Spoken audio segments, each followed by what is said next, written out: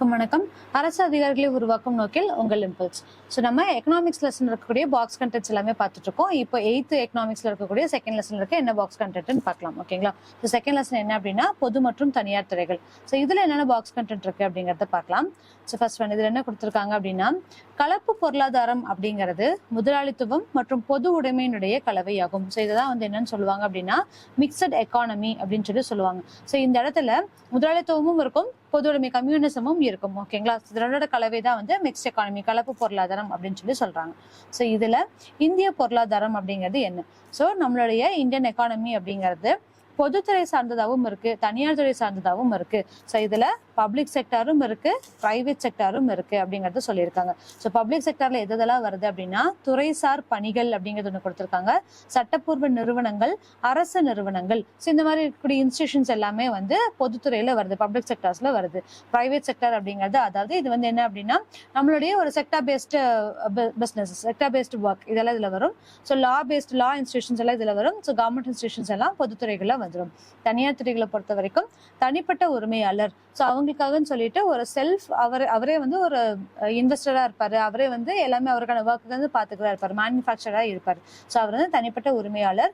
கூட்டு நிறுவனங்கள், கூட்டு இந்து குடும்ப தொழில்கள், கூட்டுறவு நிறுவனங்கள், பன்னாட்டு நிறுவனங்கள். ஸோ இதுல இந்த இன்ஸ்டிடியூஷனை பொறுத்த வரைக்கும் இதுவுமே ரெண்டா ஸ்ப்ரெட் பண்ணப்படும். என்ன அப்படின்னா ஒண்ணு பப்ளிக் செக்டராகவும் இன்னொன்னு பிரைவேட் செக்டராகவும் பிரிக்கப்படும், அதாவது பொது மற்றும் தனியார். ஸோ இதுலயுமே அப்படின்னு சொல்லி பார்த்தோம்னா நம்ம அவங்களோட ஷேர்ஸ் எப்படி நம்ம வாங்கிக்கிறோம், அது எப்படி கவர்மெண்ட்டுக்கு அல்லது பிரைவேட் செக்டர்ஸ்க்கு அப்படிங்கறத பொறுத்து இது பப்ளிக் செக்டரா இல்ல பிரைவேட் செக்டரான்னு சொல்லி டிஃபைன் ஆகும். ஓகேங்களா? ஸோ இந்த மாதிரி ஒரு செக்ரிகேஷன் இருக்கு. ஸோ இந்தியன் எக்கானமியை எந்த மாதிரிலாம் பிரிச்சிருக்காங்க, இதுல எதெல்லாம் பிரைவேடைசேஷன்ல வருது, எதெல்லாம் பப்ளிக் செக்டர்ஸ்ல வருது அப்படிங்கிறது. ஓகேங்களா? ஸோ நெக்ஸ்ட் என்ன பாக்ஸ் கண்டென்ட் கொடுத்துருக்காங்கன்னு பார்க்கலாம். ஸோ பொதுத்துறை நிறுவனங்கள். ஸோ பொதுத்துறை நிறுவனங்கள் முதல்ல நம்ம பார்த்தோம். பப்ளிக் செக்டரை பொறுத்த வரைக்கும் 2 வகையான பொதுத்துறை நிறுவனங்கள் உள்ளன. அதாவது அரசாங்கத்தினுடைய வரி வசூல், அதாவது வசூல், வரி, கடமைகள், கட்டணங்கள் போன்றவற்றால் அவர்கள் திரட்டும் வருவாயினுடைய மூலம் அரசாங்கம் அவர்களுக்கு முழுமையாக நிதியளிக்கிறது. நிறுவனத்தினுடைய மொத்த பங்கு மூலதனத்தில் 51%க்கும் அதிகமாக இருக்கு. ஸோ அவங்களுடைய பர்சன்டேஜ் அப்படின்னு சொல்லி பார்த்தோம்னா இன்வெஸ்ட்மெண்ட் அப்படிங்கிறது 51%க்கு ஜாஸ்தியா இருக்கும். இது பல்வேறு அமைச்சகங்களின் கீழ் செயல்பட்டு வருகிறது. நிறுவனங்கள் சேவை நோக்கத்துடன் நிறுவப்பட்டுள்ளன. ஸோ ரொம்ப ரொம்ப இம்பார்ட்டன்ட். இதில் இருக்கக்கூடிய இன்ஸ்டிடியூஷன் எல்லாமே சர்வீஸ் செக்டர் பேஸ்ல தான் செய்யப்படுறாங்க. இதுல என்ன அமைச்சகங்கள் கீழ் நிறுவப்படுது அப்படின்னு சொல்லி பார்த்தோம்னா பொதுப்பணித்துறைகள்ல நிறைய இருக்கு. ஸோ ஃபிஷரிஸ் இருக்கு, ஒவ்வொன்றுக்கும் சொல்லி ஒவ்வொரு தனித்தனி டிபார்ட்மெண்ட்ஸோட வச்சிருப்பாங்க, மினிஸ்ட்ரிஸ் வச்சிருப்பாங்க. ஸோ அதுதான் என்ன சொல்றாங்க அப்படின்னா பல்வேறு அமைச்சகங்களின் கீழ் இதெல்லாம் செயல்பட்டு வருது அப்படிங்கறத சொல்லியிருக்காங்க. ஸோ பொதுத்துறை நிறுவனம் அப்படிங்கிறது ஒரு பெரிய துறையாகும். இந்த மக்களுக்கு பின்வரும் சேவைகளை வழங்குவதன் மூலம் மக்களுடைய மேம்பாட்டிற்காக செயல்படுகிறது அப்படின்னு சொல்றாங்க. ஸோ அஞ்சல் சேவைகள், ரயில்வே சேவைகள், பாதுகாப்பு, கல்வி மற்றும் சுகாதார வசதிகளை குறைந்த செலவில் வழங்குதல் மற்றும் வேலை வாய்ப்புகளை உருவாக்குதல் போன்றவை ஆகும். ஸோ இது எல்லாமே எது கீழே வருது அப்படின்னா பப்ளிக் செக்டர்ஸ் கீழே தான் வருது. இப்போ கவர்மெண்ட் எக்ஸாம் எழுதுறோம், ஸோ டிஎன்பிஎஸ்சி இது எல்லாமே comes under the public sector. ஓகேங்களா? ஸோ அது மட்டும் இல்லாம ரயில்வேக்காக நம்மளுடைய சேவைகள் கொடுக்குறாங்க, ட்ரெயின்ஸ் புக் பண்றதுல இருந்து கொடுக்கலாம். So ministry of railway use பண்றாங்க, so ministry of service sectors use பண்றாங்க, மினிஸ்ட்ரி ஆஃப் டிஃபென்ஸ் யூஸ் பண்றாங்க. இதுதான் மேலே கொடுத்துருக்காங்க. பல்வேறு துறைகளின் கீழே இது செயல்படுத்தப்படுது அப்படிங்கறத கொடுத்திருக்காங்க. பொதுத்துறையினுடைய உறுப்புகள். ஸோ என்னென்ன உறுப்புகள் அப்படின்னா அரசு துறையால் நிர்வாகம் செய்யப்படும் நிறுவனங்கள். ஸோ இதெல்லாமே கவர்மெண்ட்டுக்கு கீழே டைரக்டா ஒர்க் பண்ணப்படுது அப்படிங்கறத இங்க சொல்லியிருக்காங்க. ஒரு அரசாங்க துறையின் நிர்வாகம் என்பது பெரும்பாலும் அனைத்து நாடுகளிலுமே பொதுவானதாகும் அப்படிங்கறத சொல்லியிருக்காங்க. இதோட எடுத்துக்காட்டு தபால் மற்றும் தந்தி, ரயில்வே, துறைமுக அறக்கட்டளை, இந்தியாவில் உள்ள நீர்ப்பாசன திட்டங்கள். இது எல்லாமே எது கீழே வருது அப்படின்னு சொல்லி பார்த்தோம்னா கவர்மெண்ட் செக்டர் இருக்கக்கூடிய அரசு துறைகளால் நிர்வகிக்க செய்யப்படக்கூடிய நிறுவனங்கள்ல செய்யறாங்க. நெக்ஸ்ட் ஒன் கூட்டுத்துறை நிறுவனங்கள். ஸோ இது எல்லாமே என்ன அப்படின்னா ஒரு கார்பரேட்டா அவங்க செய்யக்கூடியது. ஓகேங்களா? ஒரு கூட்டுறவு. ஸோ இது ஒரு நிறுவன சட்டத்தால் நிர்வகிக்கப்படுகிறது மற்றும் அரசாங்கம் ஒரு பிரதான பங்குதாரராக இருந்து கட்டுப்படுத்தப்படுகிறது. இப்போ ஃபார் எக்ஸாம்பிள் நம்மளோட டைடல் பார்க்ஸே எடுத்துக்கோங்களேன். ஸோ டைடல் பார்க்ஸ் அப்படிங்கிறது பார்த்தோம் அப்படின்னா இட்ஸ் கார்பரேட். ஆனா இதோட பங்கு அப்படின்னு சொல்லி பார்க்கும்போது டைடல் பார்க்ஸ் உருவாக்குறது யாரு அப்படின்னு சொல்லி பார்க்கும்போது அரசா இருக்கும். ஸோ இவங்களோட ஷேர்ஸ் எவ்வளவு நம்மள அரசுக்கு செயல்படுத்தப்படுகிறது அப்படிங்கறத பொறுத்து இந்த கூட்டுத்துறை நிறுவனங்கள் செயல்படுத்தப்படுது. நெக்ஸ்ட் ஒன் இதுக்கு எக்ஸாம்பிள் என்ன அப்படின்னா இந்தியன் ஆயில் பெட்ரோனஸ் தனியார் நிறுவனம், இந்தியன் ஆயில் ஸ்கை டேங்கிங் நிறுவனம், ரத்னகிரி கேஸ் அண்ட் பவர் தனியார் நிறுவனம், இந்தியன் செயற்கை ரப்பர் நிறுவனம். ஸோ இது எல்லாமே எதுக்காக வருது அப்படின்னு சொல்லி பார்த்தோம்னா கூட்டுத்துறை நிறுவனங்கள், அதாவது கார்பரேட் செக்டர்ஸ் இந்தியாவோட எப்படி டைப் பண்ணியிருக்காங்கிறத வச்சு எக்ஸாம்பிளா சொல்றோம். Next one பொதுக்கழகம். பொதுக்கழக அமைப்பானது பாராளுமன்றத்தில் நிறைவேற்றப்படும் சட்டத்தினால் பொதுக்கழகத்தினை நிறுவுவதே ஆகும். ஸோ இதுல என்னென்ன பொதுக்கழகம் அப்படின்னு சொல்லி பார்த்தோம்னா ஆயில் காப்பீட்டு நிறுவனம், அதாவது எல்ஐசி லைஃப் இன்சூரன்ஸ் கார்பரேஷன், ஏர் இந்தியா, ஆர்பிஐ, இந்திய ரிசர்வ் வங்கி, மின்சார வாரியம், ஸோ இது எல்லாமே இபி போர்ட்ஸ், இது எல்லாமே வந்து எது கீழே வருது அப்படின்னு சொல்லி பார்த்தோம்னா பொது கழகத்துக்கு கீழே வருது. ஓகேங்களா? ஸோ இதுதான் வந்து இதோட எக்ஸாம்பிள்ஸ். நெக்ஸ்ட் ஒன் தொழில்களை வகைப்படுத்துதல். ஸோ தொழில்களை வகைப்படுத்தியிருப்பாங்க என்ன அப்படின்னு சொல்லி பார்த்தோம்னா அட்டவணை ஏல இருக்கக்கூடிய தொழில்கள், அட்டவணை பி, அட்டவணை சி அப்படின்னு சொல்லிட்டு தொழில்களை வகைப்படுத்தியிருப்பாங்க. இது என்ன அப்படின்னு சொல்லி பார்த்தோம்னா பொதுத்துறை நிறுவனங்கள் இந்திய அரசினுடைய 1956ஆம் ஆண்டு தொழில் கொள்கை தீர்மானத்தின் வாயிலாக அதோடைய தோற்றத்தை கண்டுச்சு. என்ன அப்படின்னா 1956 தீர்மானம் அப்படிங்கிறது தொழில்களை 3 பிரிவுகளா வகைப்படுத்துது. சோ அட்டவணை ஏ அப்படிங்கிறது அரசுக்கே உரிய சொந்தமான தொழில்கள். இது வந்து கம்ப்ளீட்லி கவர்மெண்ட் மட்டும்தான் இதை எடுத்து நடத்த முடியும். சோ அட்டவணை பி என்ன சொல்லியிருக்காங்க அப்படின்னா தனியார் துறை தொழில்கள் மாநிலம் தன் முழு பொறுப்பில் தொடங்கும் புதிய அலகுகள் மற்றும் முயற்சிகளுக்கு துணை புரியக்கூடிய தொழில்கள். ஸோ இது எல்லாமே வந்து பிரைவேடைசேஷன்லயும் வரும், இன்னொன்னு இவங்களோட சப்போர்ட்டிங் பிசினஸாகவும் இது இருக்கும். இது எல்லாமே வந்து அட்டவணை பி தொழில்கள் அப்படின்னு சொல்லிட்டு பிரிக்கப்பட்டிருக்கும்.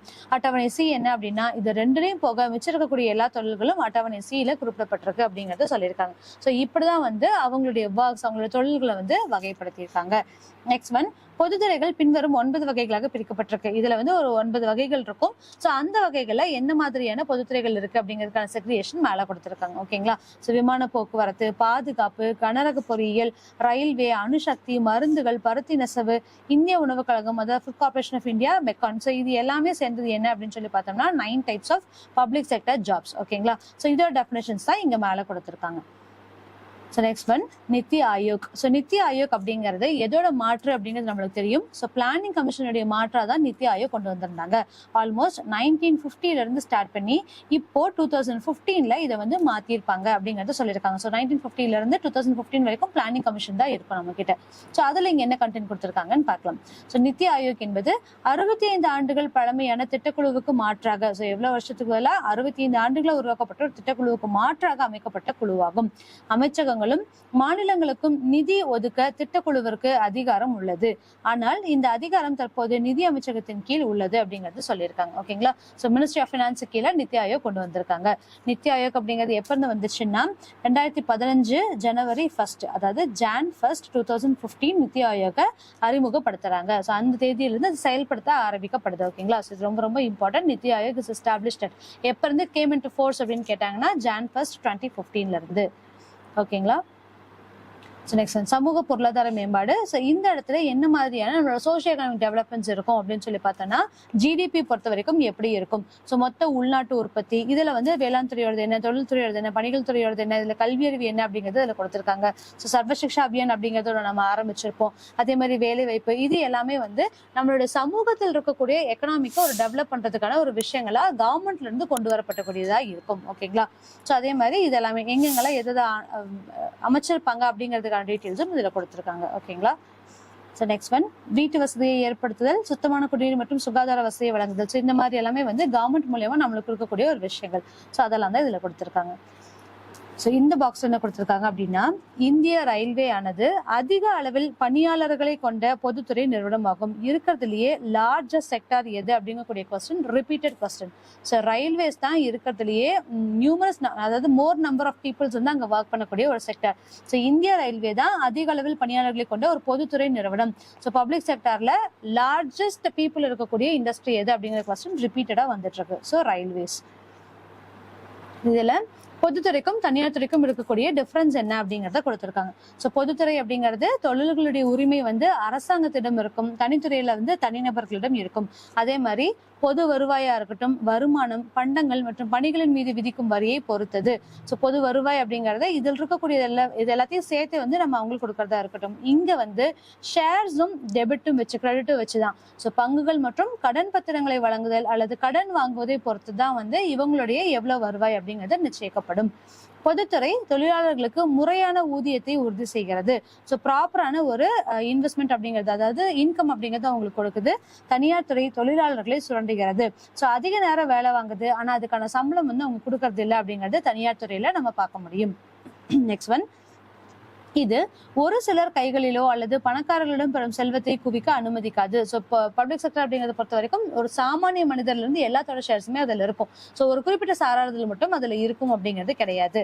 ஆனா தனியார் துறையில ஒரு சிலர் கைகளில் அல்லது பணக்காரர்களிடம் பெரும் செல்வத்தை குவிக்க அனுமதிக்கிறது. அதாவது யார் சிஇஓவோ யார் அந்த கம்பெனி ஓபன் பண்றாங்களோ அவங்க கிட்டதான் வந்து பார்த்தோம் அப்படின்னா அவங்களோட ஷேர் அதிகமா இருக்கும், அவங்களோட சம்பளம் அதிகமா இருக்கும். ஆனா இங்க அந்த மாதிரி கிடையாது. இப்போ டிஎன்பிஎஸ்சி போறோம் அப்படின்னா நம்ம கீழ இருந்து மேல வரைக்கும் அடுத்த செக்டர்ஸ் வரும்போது அவங்களுக்கான சேலரி தான் இருக்குமே ஒழிய இன்னாருக்குன்னு சொல்லி ஒரு குறிப்பிட்ட சேலரியோ ஒரு குறிப்பிட்ட பங்கோ வகிக்க போறது கிடையாது.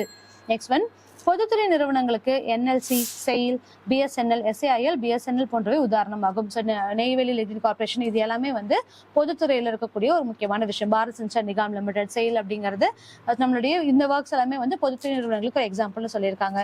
தனியார் துறை நிறுவனங்களுக்கு என்ன எக்ஸாம்பிள் அப்படின்னு சொல்லி பார்த்தோம்னா TVS Motors, Ashok Leyland, Tata steel இது எல்லாமே வந்து பார்த்தோம் அப்படின்னா பிரைவேட் செக்டர்ஸ்க்கு இருக்கக்கூடிய ஒரு எக்ஸாம்பிள். இங்க வரி ஏய்ப்பு இல்லை. ஏன் அப்படின்னா நம்ம பே பண்ணும்போதே நம்ம வரியை வந்து அவங்க எடுத்து நம்மளுக்கு கொடுப்பாங்க. தனியார் துறையில வரி ஏய்ப்பு உண்டு.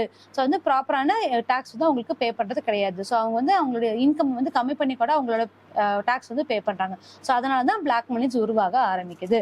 இங்க சமூக ரீதியாக இது வந்து சேவை நோக்கமுடையதாகும். பொதுத்துறை அப்படிங்கிறது சேவை நோக்கமுடையது, இது முற்றிலும் லாப நோக்கமுடையது. நெக்ஸ்ட் ஒன், சமூக ரீதியாக பின்தங்கிய மக்களுக்கு முன்னுரிமை அளிக்கப்படுகிறது. ஸோ இங்க வந்து எக்கனாமிக்ல அதாவது சமூக ரீதியாக சோஷியோ பேக்வர்ட் கிளாஸஸ்க்கு வந்து முன்னுரிமை அளிக்கப்படுது. இங்க சமூக ரீதியாக பின்தங்கிய வர்க்க மக்களை பொருட்படுத்தாது. இடஒதுக்கீடு பின்பற்றப்படுவதில்லை. இங்க வந்து ரிசர்வேஷன் அப்படின்லாம் கிடையாது, எல்லாத்துக்குமே சமமா தான் இருக்கும். இங்க வந்து ரிசர்வேஷன் ஃபாலோ பண்ணப்படுது அப்படிங்கறத கொடுத்திருக்காங்க. இதுதான் இது ரெண்டுக்கும் இருக்கக்கூடிய ஒரு டிஃபரன்ஸ். ஸோ இதுல என்ன கொடுத்திருக்காங்க அப்படின்னா முக்கிய தனியார் நிறுவனங்கள். ஸோ இப்போ டாப்ல இருக்கக்கூடிய பிரைவேட் இண்டஸ்ட்ரீஸ் எல்லாம் என்னன்னு கொடுத்திருக்காங்க. இன்ஃபோசிஸ், ஆதித்யா பிர்லா, ரிலையன்ஸ் இண்டஸ்ட்ரியல்ஸ், டாடா குழும நிறுவனங்கள், Wipro, Hindustan Unilever, ICICI banks இது எல்லாமே வந்து பார்த்தோம் அப்படின்னா தனியார் நிறுவனங்கள் இருக்கக்கூடிய முக்கியமான விஷயங்களா இதுல பார்க்கப்படுது. ஓகேங்களா? ஸோ இதோட 8th லெசன்ல இருக்கக்கூடிய எக்கனாமிக்ஸ் பாக்ஸ் கண்டென்ட் நம்ம முடிச்சிட்டோம். அடுத்தது 9th 10th இது எல்லாமே பார்க்கலாம். தேங்க்யூ.